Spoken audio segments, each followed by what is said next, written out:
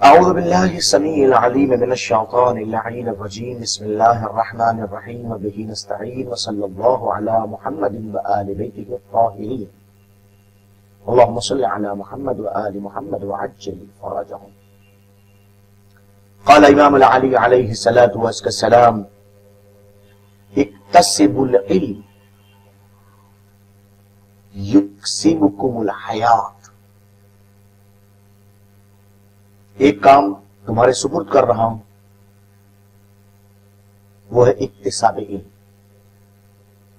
تم علم کو کسب کرو، تم علم کو تلاش کرو، تم علم کو حاصل کرو. دوسرا کام میں نے علم کی سپرد کر دیا ہے، وہ کیا ہے؟ یکسبکم الحیات. تم علم حاصل کرو، علم تمہارے لیے حیات حاصل کرے گا. عقل والوں کے لیے مولائے متقیان کا یہ جملہ حقیقتاً ایک اہم ترین جملہ ہے. زندگی ایک ایسا امر جس کو ہر کوئی تلاش کرنا چاہتا ہے. تلاش چاہتے ہیں تو آئیے، آپ کا کام فقط کسب علم ہے.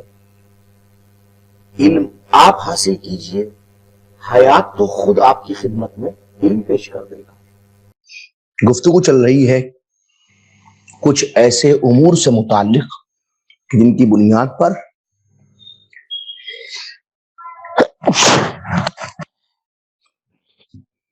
قتال کرنا حرام ہوتا ہے.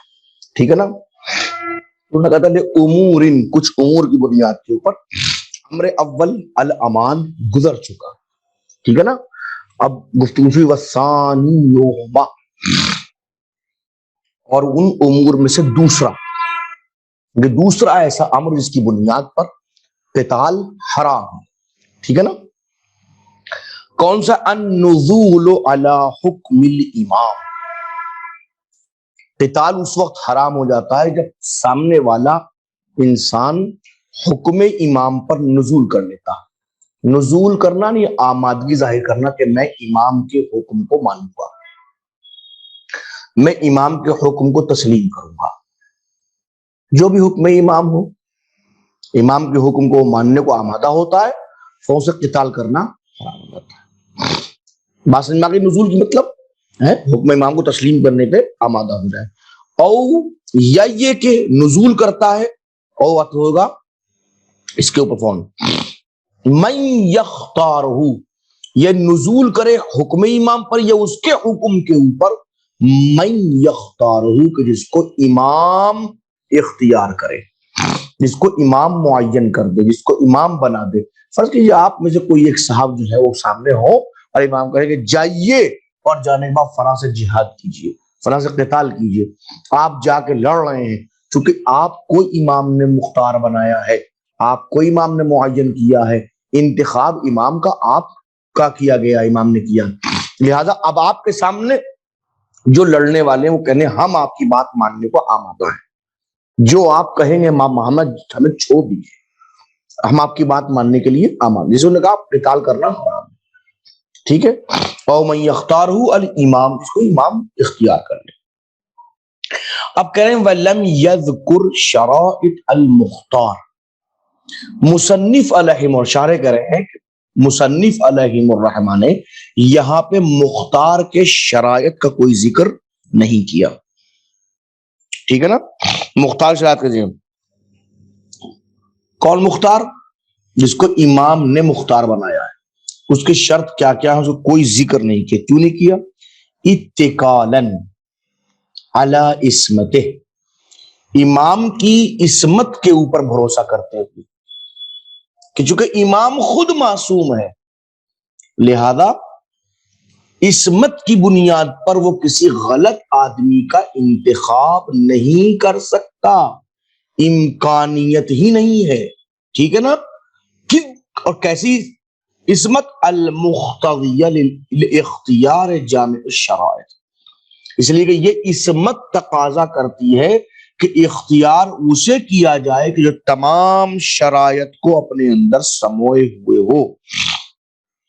اگر اس کے پاس میں شرائط نہیں ہے تو اس کا انتخاب بھی درست نہیں ہے. انتخاب درست نہیں ہو سکتا، کسی بھی صورت میں نہیں ہو سکتا. بات واضح ہوئی؟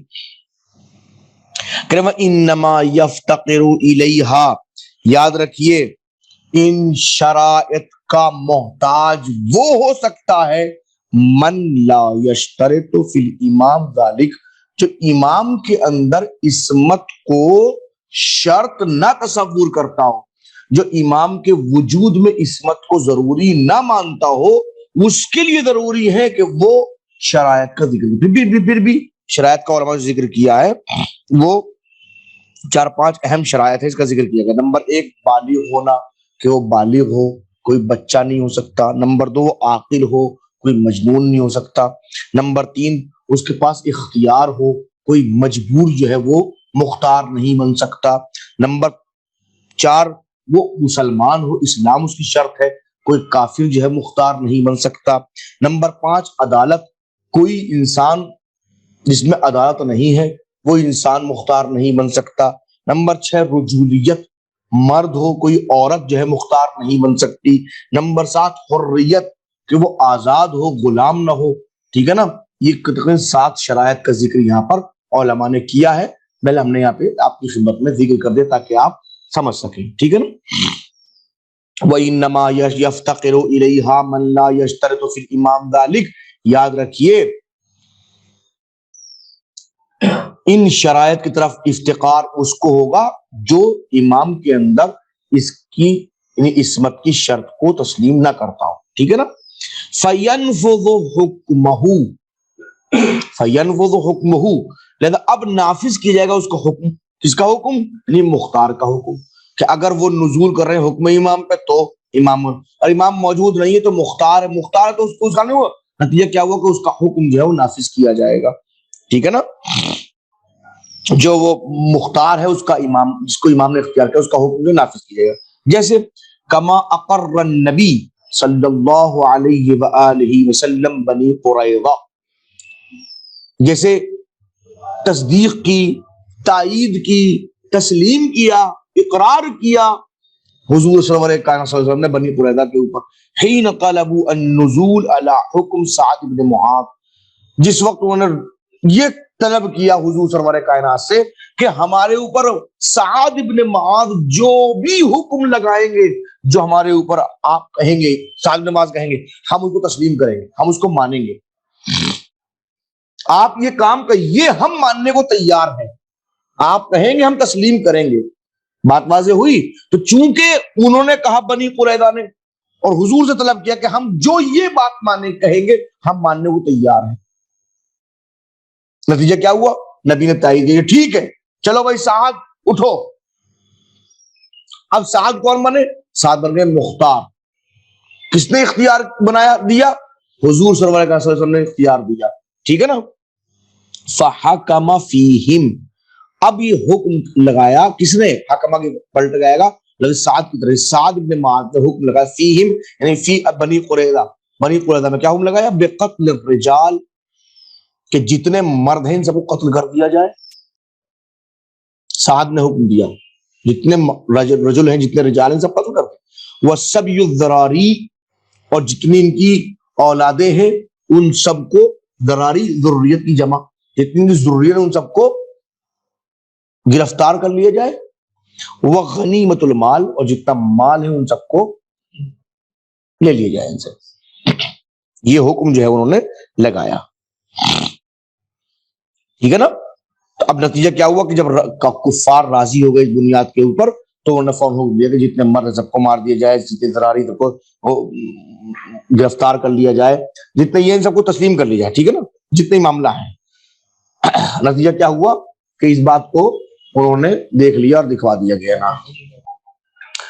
فقال له النبی صلی اللہ علیہ وآلہ وسلم، جب یہ کام ہو گیا انہوں نے حکم لگا دیا تو اب حضور سرور کائنات صلی اللہ علیہ وسلم نے معاذ سے کہا. فقال النبی، فقال اگر جو نبی ہے وہ فاعل ہوا، لہو یعنی لے سعد ابن معاذ صاحب نے سے حضور نے کہا، کیا کہا؟ لقد حکمت بما حکم اللہ تعالی به من فوق 7 ارقعہ، بالتحقیق تو نے ان کے اوپر وہ حکم لگایا ہے جو 7 آسمان کے اوپر جو ہے اللہ سبحانہ تبارک و تعالیٰ نے ان کے اوپر حکم لگایا ہے۔ یہ تیرا حکم بعین ہی اللہ کے حکم کے مطابق ہے، اللہ نے 7 آسمانوں کے اوپر، اور کیجیے گا یہاں پہ جو جملہ میں ارقعہ جمع رقی، رقی کے معنی میں ارقعہ آتا ہے، اس کے جمع ہے، اور رقی کے معنی ہے آسمان کے، یعنی 7 آسمانوں سے اوپر اللہ سبحانہ تبارک و تعالیٰ، رسول نے تصدیق کی اس بات کی کہ معاذ تم نے وہی حکم لگایا ہے کہ جو حکم وہاں پہ اللہ نے۔ اب مطلب کیا ہے کہ اگر دیکھیں یہ روایت سے کیا ثابت ہو رہا ہے کہ اگر حضور سرور کائنات صلی اللہ علیہ وآلہ وسلم کسی ایک فرد کو بھی اگرچہ اس کو طلب کیا ہے کفار نے کہا ہمیں یہ چاہیے، اور اگر اس طلب کے باوجود اگر نبی کسی کو معین کرتے ہیں اور منتخب کرتے ہیں تو اس کا حکم بھی اللہ کے حکم کے عین مطابقت میں ہوتا ہے، ٹھیک ہے نا؟ یعنی انتخاب نبی سرور کائنات صلی اللہ علیہ وسلم جو ہے وہ عام انتخاب نہیں ہے۔ تو اگر کسی ایک فرد کے لیے اور ایک طلب کفار کی طرف سے ہو، ایک جگہ کے لیے کہہ دیں، لیکن جہاں کہ الا ومن کنت مولاہ فہذا علی المولا ہے، تو پھر یہ بتائیے کیا اس علی کے اندر کوئی کمی ہوگی؟ امکانیت ہے؟ نہیں ہے امکانیت، ٹھیک ہے نا؟ تو 7 آسمان پہ وَإِنَّمَا يَنْفُذُ حُکْمَهُ، اور نتیجہ کیا ہوا کہ جناب وہ حکم ہو گیا، وہ تو اب کہ وَإِنَّمَا يَنْفُذُ حُکْمَهُ، یاد رکھیں اس کا حکم نافذ کی، کس کا حکم؟ یعنی حکم مختار کا حکم نافذ کیا جائے گا، جو مختار کہے گا کب؟ مَا لَمْ يُخَالِفِ الشَّرْعَ، جب تک اس کا حکم شریعت کی مخالفت میں نہ ہو۔ جو شارع مقدس کہہ رہے ہیں ظاہر ہے کہ وہ معصوم نہیں ہے، امکانیت خطا اس سے ہے، بات واضح ہو رہی نا؟ امکانیت خطا اس سے ہے، اس بنیاد پر کہہ سکتے ہیں کہ وہ غلط حکم لگا سکتا ہے، لیکن یہ کہا ما لم یخالف، جب تک شریعت کی مخالفت میں کوئی بات نہ کہے اس کا حکم نافذ کیا جائے گا۔ کیا مطلب؟ بأن یحکم بما لا حظ فیہ للمسلمین او ما ینافی حکمۃ الذمہ لأہلہا، بأن یحکم بما لا حظ فیہ للمسلمین۔ اب یہاں وہ نے ذکر کیا اس بات کا، شاعر نے بیان کیا کہ مخالفت شرع کیسے ہو سکتی ہے، مخالفت شرع کس بنیاد پہ ہو سکتی ہے؟ تو انہوں نے یہاں پہ 2 مثالیں دی ہیں اس بات کی کہ جہاں شریعت کی مخالفت ہو رہی ہے۔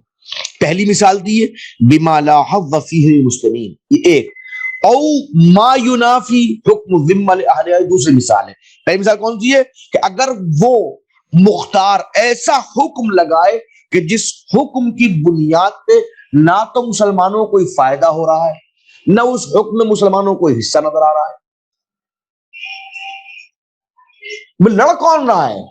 لڑ تو مسلمان رہے، اور آپ ایسا حکم لگائے جس میں نہ مسلمانوں کو کوئی فائدہ ہو رہا ہے نہ مسلمانوں کو کچھ میسر ہو رہا ہے، تو اس کا مطلب شریعت مخالف ہے۔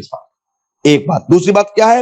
کیا کہیں گے؟ ان یحکم او ما ینافی حکم الذمہ لأہلہا، کہ وہ حکم لگائے اس چیز کا جو ذمے کے خلاف ہے، جس کا تقاضائے ذمہ یہ کہتا ہے کہ یہ کیا جائے، آپ یہ نہ کر کے اس کا یہ کر رہے،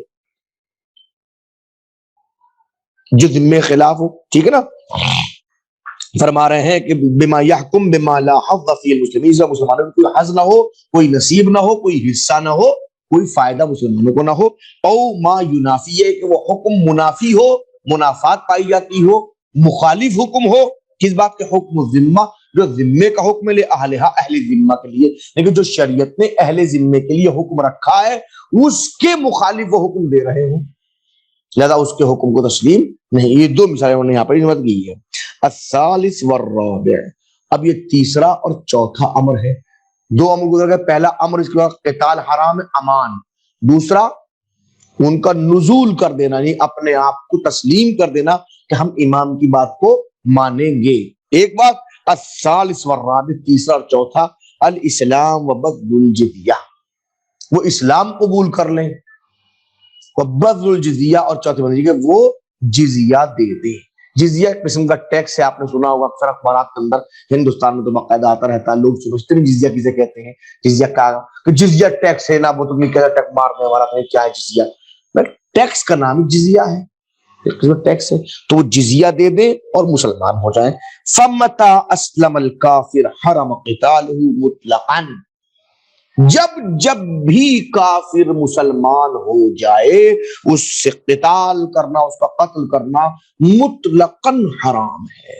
تفصیل انشاءاللہ بعد میں۔ وصلی اللہ علی محمد و آل بیتہ الطاہرین۔